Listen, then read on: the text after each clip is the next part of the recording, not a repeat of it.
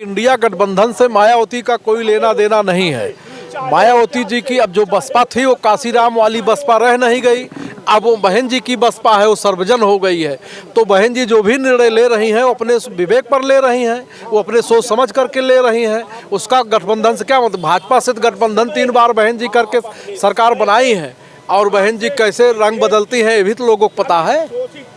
वो दूसरे कह रहे हैं गिरगिट तरीके से रंग बदलते हैं। कहना ये था कि उनका जो वोट है, उनका जो कैडर है वो अभी भी जो है फिक्स है और पूरे देश में है, प्रदेश में ही नहीं पूरे देश में। उनका वोटर कहीं नहीं है। अगर उनका वोटर होता तो एक सीट पे सिमट गई। ये इतना बुरा दिन कभी नहीं आता। इतना बुरा दिन तो 20 साल पहले नहीं आता था जब मान्यवर रहते थे, तब भी 25-50 विधायक जीता करते थे। अगर उनके पास वोटर थे तब तो संख्या वोटरों की बढ़ गई, तो वोटर कहाँ चले गए? ऐसा नहीं है, उनके पास अब कोई नहीं है। बहन जी का अस्तित्व खत्म हो चुका है। उन्होंने अपने पद से भी किनारा कर लिया है और कौन से आनंद हैं, आकाश आनंद जी को अपना कमान भी सौंप दी है। अब उनके लिए मजबूरी ये है कि पीछे भी उन्होंने कहीं ना कहीं अपरोक्ष रूप से भारतीय जनता पार्टी का सहयोग किया था और वर्तमान में भी वही उनका रहेगा, क्योंकि उन्हें हमको लगता है जितना धन संपत्ति कमा लिया है वो उनके परिवार के नाम से हैं। उनके खिलाफ इनकम टैक्स की जांच आज से नहीं चल रही है। हमको लगता है कि जब पहली बार मुख्यमंत्री बनी उसके बाद से ही चल रही है। तो इस समय चूंकि वर्तमान सरकार जो है वो साम दाम दंड भेद से शुरू करती है, तो वो साम दाम दंड भेद की वजह से जैसे आगरा कॉरिडोर का घोटाला, तमाम चीज़ें हैं यहाँ पर है। और उनके द्वारा भर्ती किए गए जो स्मारक वो समिति के वो था एम्प्लॉइज़ थे, उनको हटा दिया गया है। तो निश्चित तो उनकी जो मांगे हैं वो पूरी नहीं हो रही। नहीं, हटा दिया गया है, कुछ है उसको समाप्त किया जा रहा है उनके पदों को। तो ऐसे में बेरोजगारी बढ़ेगी और बहन जी उस पर शांत बैठी हुई हैं और उन्हें अपनी धन संपत्ति बचाने की लालच वो है, लालसा है।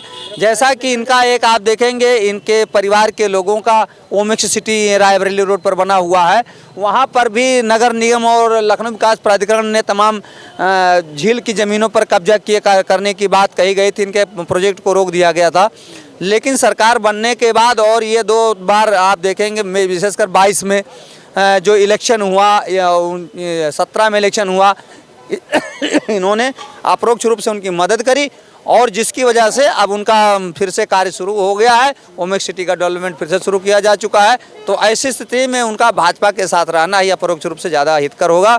ये वो पुल बनाने से बहन जी सिक्योर्ड हो गई हैं, सिक्योर्ड हैं।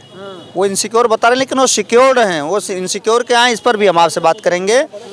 एक्चुअल में अगर वो पुल ना बना होता तो भीड़ भाड़ ज़्यादा होता और बहन जी के घर आने जाने में असुविधाएँ होती और उनको अपने घर जाने में उनके जो कार्यकर्ता आते उनको गाड़ियां खड़ी करने में असुविधाएं होती।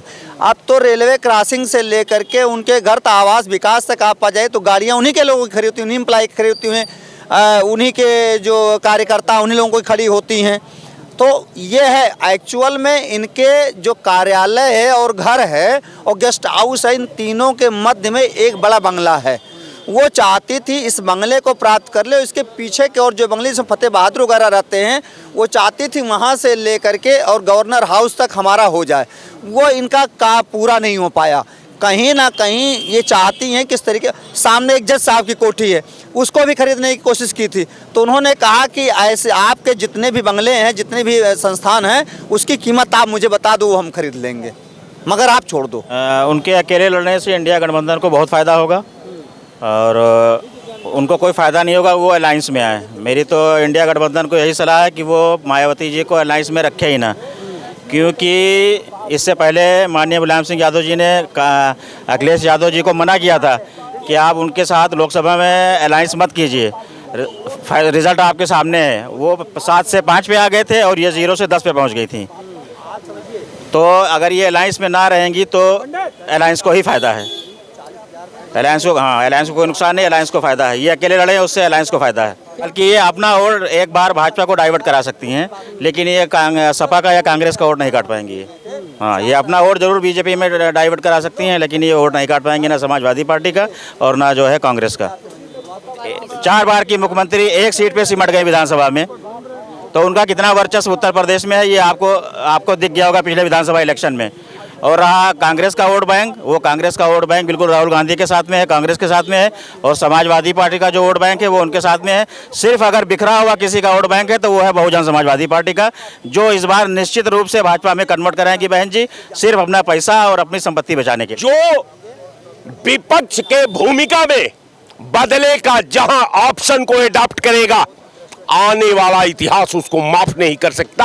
आज मायावती जी को संविधान का साथ देना चाहिए, बेरोजगारी के खिलाफ लड़ना चाहिए, देश का एकता और अखंडता के साथ रहना चाहिए, न कि अपना वजूद बचाने के लिए रहना चाहिए।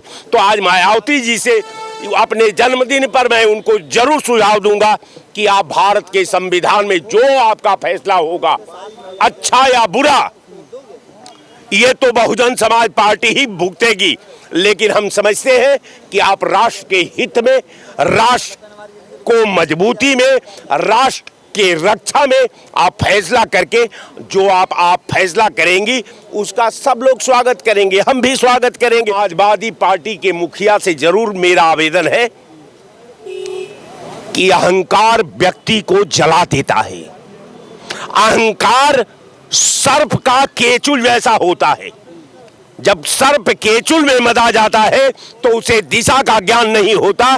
तो अहंकार अखिलेश से बड़ा वो कितना शालीन है ये आप लोगों ने देखा है, उनके पिता के संदर्भ में देखा है, उनके मायावती गठबंधन के व्यवहार में देखा है, उनको तमाम लोगों के साथ में देखा है। अब फिर आने वाला कल में जनता देखेगी, लेकिन उनको बस केवल ये है कि अहंकार तो सबका टूटा है, अहंकार कंस का टूट गया। किसका अहंकार है अखिलेश यादव? अहंकार है कि हम जो है, जो मेरा फैसला है वही सही है। अहंकार का अहंकार, अगर अखिलेश को हम एक एग्जाम्पल के मापदंड पर रख दूं तो विश्व के इतिहास में जो अहंकार की भूमिका अखिलेश यादव ने दिया है देश को, आने वाला कल में एक पॉलिटिकल दल की तो बात छोड़ दीजिए, नॉन पॉलिटिकल एक साधारण आदमी भी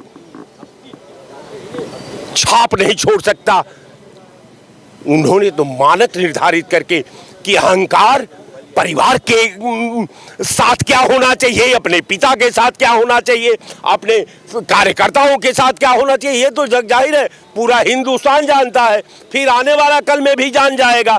तो अखिलेश यादव बड़े नेता हैं, मैं उनके ऊपर टिप्पणी नहीं कर सकता, लेकिन अहंकारी हैं आप।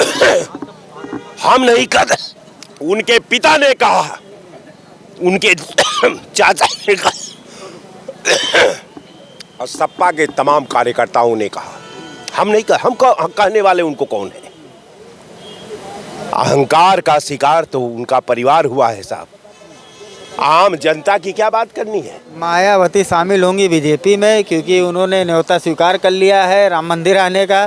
जो स्टैंड नहीं जाने के लिए तैयार हो गई मायावती जी, और अपनी सीट भी अपने भतीजे के लिए छोड़ने के लिए तैयार हैं। तो इनका कोई भरोसा नहीं है जनादेश में। ये पहले भी सरकार बीजेपी के साथ बना चुकी हैं, 6 महीना सरकार चली। गठबंधन में जाने के लिए तैयार थी, अखिलेश यादव अड़ंगा लगा दिए। अड़ंगा तो इनके साथ बीजेपी भी लगाती रही, तब भी सरकार बनाई थी इन्होंने शुरुआत में, जब 5 साल मुख्यमंत्री रही उसके बाद फिर सरकार बनाई। तो इनका तो आदत बन गई है कि जहां से इनको फ़ायदा मिलता है सीट के लिए अब कुछ भी कर सकती हैं। अभी तक इन्होंने अपने पत्ते नहीं खोले, कब खोलेंगे? जब सीटों का अधिकृत पूरा जब बढ़ जाएगा तभी अपने पत्ते खोलेंगी क्या? तो अकेले लड़ने के लिए अकेले ये क्या कहते हैं, राज्यसभा में 1 सीट आई थी, 1 सीट नहीं आएगी इस बार। लोकसभा में 11 आई थी, इस बार फिर जमानत जब्त हो जाएगी। अकेले लड़ेंगी तो अकेले इनके बस की बात नहीं है, क्योंकि ये ना जनता के बीच में है ना जनता के बाहर है, ये दोनों तरफ से एकदम दरकिनार है। तो ये ना ये अपने लोगों का भला सोचती है ना अपना भला, ये सिर्फ अपना भला सोचती है कि सरकार हमें कैसे बनानी है और क्या करना है, सरकार बनाने के लिए किससे हाथ मिलाना है। इनको दलित से मतलब नहीं है, पिछड़ा वर्ग से मतलब नहीं है, सिर्फ इनको एक चुनाव चिन्ह चाहिए, हाथी के नाम पे सिर्फ मोहर मांगती, बाकी और कुछ नहीं बचा इनके पास में। ये कांग्रेस का भी साथ नहीं देंगी, या अखिलेश का भी साथ नहीं देंगी। ये आगे चल के आप देख लीजिएगा, जब चुनाव होगा तो आप खुद यही माइक पकड़ के बोलेंगे कि मायावती को इतनी सीट मिली, वो भी बीजेपी के दावेदार होने के बाद।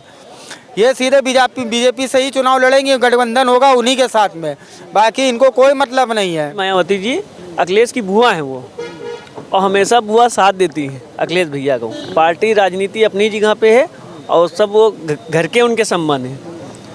अगर अखिलेश भैया के अगर मायावती ना चाहती तो हमारी डिम्पल भाभी कहाँ जीत जाती।